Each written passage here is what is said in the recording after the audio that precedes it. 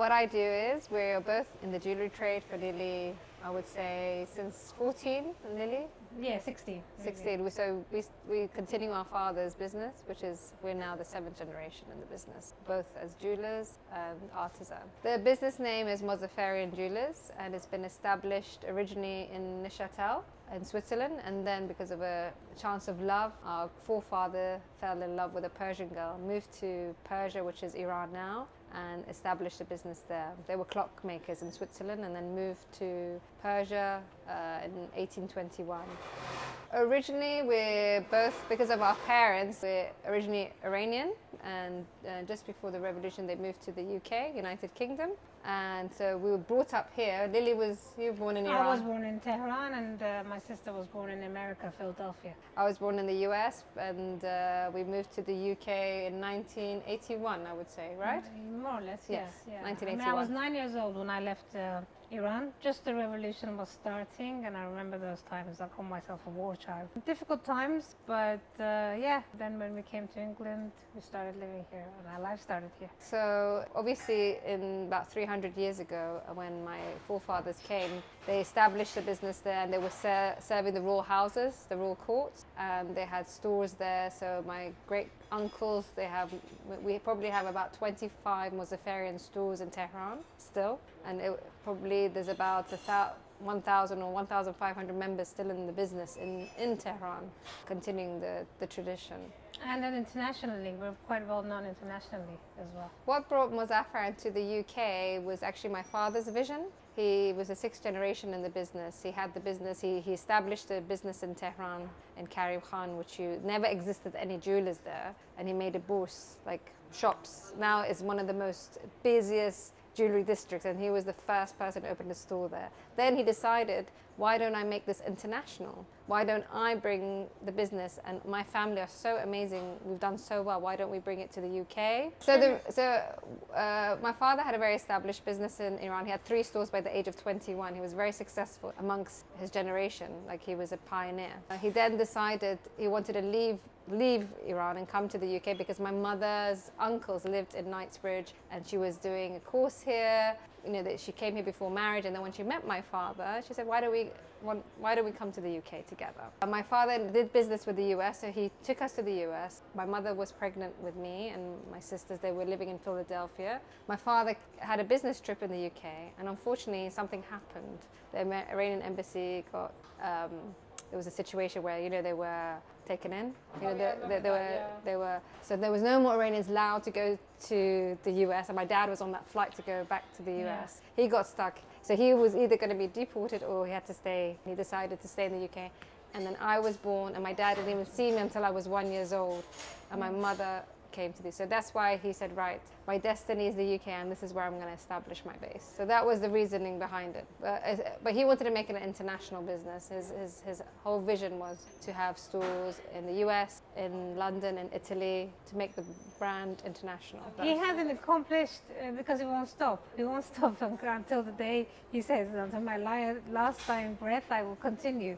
And this is what he wants. His vision is to continue however he can. Mashallah, he's right now 80 years old and he's still going on. And I think he's passed that on to us. So he has a gift. He will guide his talent onto someone, and if someone takes it, they'll be a perfect entrepreneur. That's the gift that my father's got, and I think that will continue his legacy. I think London is a land of opportunities, right? And I think my father being here at that time, when the revolution happened, Iranians were looked not down upon. Iranians didn't have very good, because of the situation that happened in our country. So my father is a kind of person that he's visionary. He wanted to break the barriers so that Iranians have a better image, and he did that very well. He sort of bridged the barrier and broke it, and that's why he was always our name. We've kept it. A lot of Persian Iranians, they changed their names to anglicize them. He never anglicized his name. No. And for that reason, because of our heritage that we have, and he respects that heritage, people know about our brand and know about our heritage. And when people come to the store in the UK, in Harvey Nichols, they're like, oh, Mozafarian, where is that from? They know it's a foreign name. We spoke Persian at home. He wouldn't let us speak English. He said, keep your culture where you're from. So we were speaking Persian at home, our roots. Even till today, my children speak full Iranian, and that's, I think, the beauty of you keeping your nationality. And I was 9 years old when my father first came into England. His first shop was near Oxford Street. There is a hotel there called Bury Street. It's still there. There's a little kiosk shop, I remember. And I was, hotel. yeah, that's right. And you were only about 4. Yeah, and I've always worked along my father.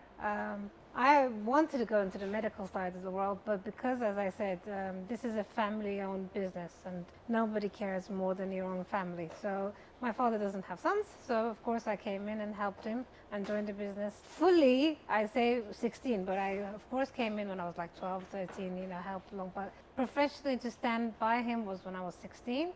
So yeah, his first shop was in Bury Street. In Oxford Street in Brenner's Hotel. Brenner's Hotel, yeah.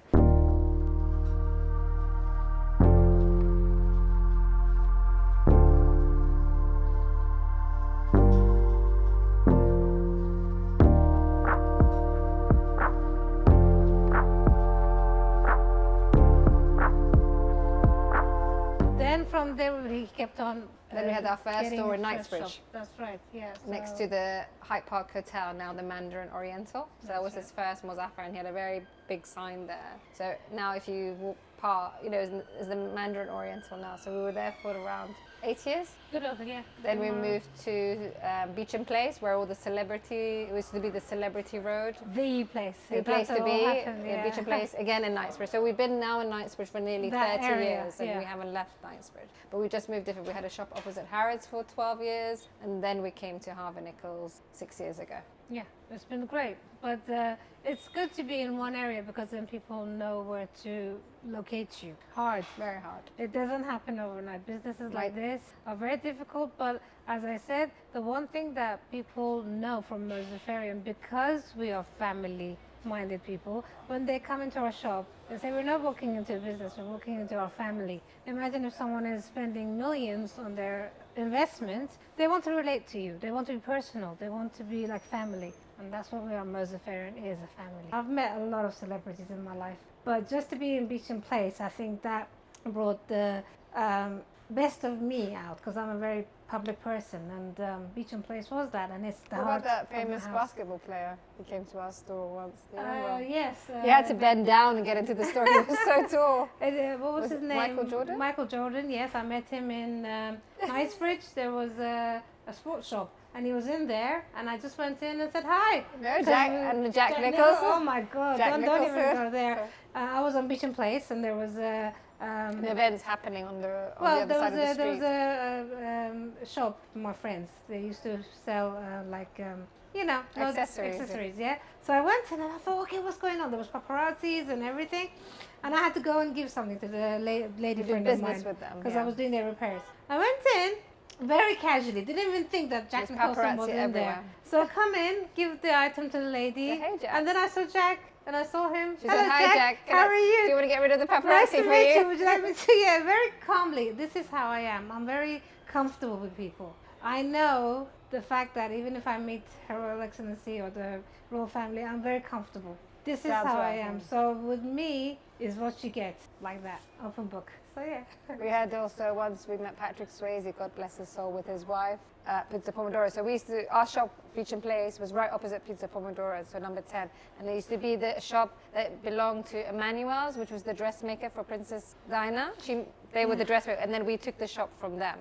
So Princess Diana used to always come that road, and she used to see, as memories for her, nostalgic memories of her wedding day and everything. So we always used to see her. And then Pizza Pomodoro, there was always celebrities going in and out of there. So Patrick Swayze and his wife once invited us for dinner at Pizza Pomodoro. They came to the store. So we were meeting celebrities all the time because it was the known street. So because of that, and there was a lot of high haute couture dressmakers, and then us as the jewelers, we were the only jewelers at that time. Then when we moved to be opposite Harrods, we had the Kylie Minogue and her sister model for us jewellery as well. So we've had we were always in all the big magazines, Hello, OK, doing all the style shots, and a lot of charity events, a lot of charity events we've done. We used to do lots of events with a lot of the big charities like the British Red Cross. This one is a polo event where we had Prince Charles attending. So the type of events that we did, my father was very passionate about, and that passion drew onto us was being involved with charity work. So we did a lot of big charity events with Middle East peace process. We did with the British Red Cross, the NSPCC, British Heart Foundation. So all of those charities, we always supported them by giving our donations and being in the silent auctions. Yes. We did actually big fashion shows where we would display our jewellery, and anything was purchased, proceeds would go to the charities. Yes. So one of the most memorable events that we had was normally Cartier always sponsors the final polo club. So because of the foot and mouth disease, they let it out to the open market. So we got a huge marquee there. And my dad did a polo explanation about the history of polo. Yes, but that was another event. Oh, sorry. Yeah. So here Prince Charles was at the opening. You can see here with Lily, he's there.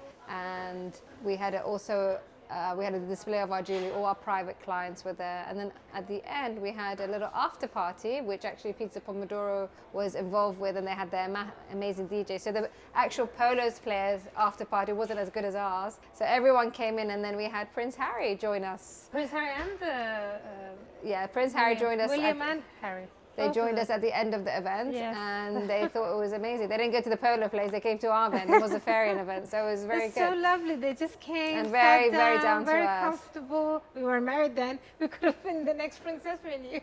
So that was nice. These are the displays of the jewellery that we had. So the marquee was a very big event. Another event we had. Well, my father always did the jewellery trade shows, and one of them was inaugurated by Princess Michael of Kent. That was which you an see here. Elf Court exhibition. And they don't stop just anywhere. No. They stop Princess to the Michael of stands, and my Kent father and her had one of the husband. biggest stands there. So usually being a foreign person in a London At that city, time. in that time, the 1990s, think it was I still was quite hard, but my 18 dad, then. I think I was 18 then. he really tried to break that sort of feeling of we're not a foreigner, we're just like you, and they embraced us, which was really good. Again, we had another celebrity like Chris Eubank. He used to Invite us to his boxing event. we went Good to friend. You've seen Chris Yeah, Eubank he's our live. best friend. I mean, we've seen Chris him, Eubank, yeah. We've seen him get married. Still We've seen. visit. He still could do. sometimes comes, yes. He lives in Hove. I know where his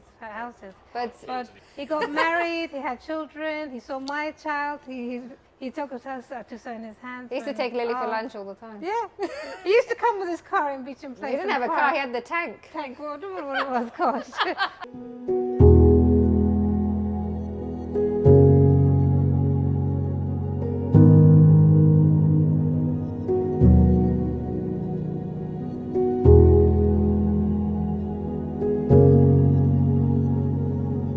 Because the jewellery trade in London is very, because we're members of the National Association of Goldsmiths, the British Jewellers Association. These are very important things to be a member of, because they're an association where we follow a certain regulations. We follow the Kimberley process. We don't deal with blood diamonds.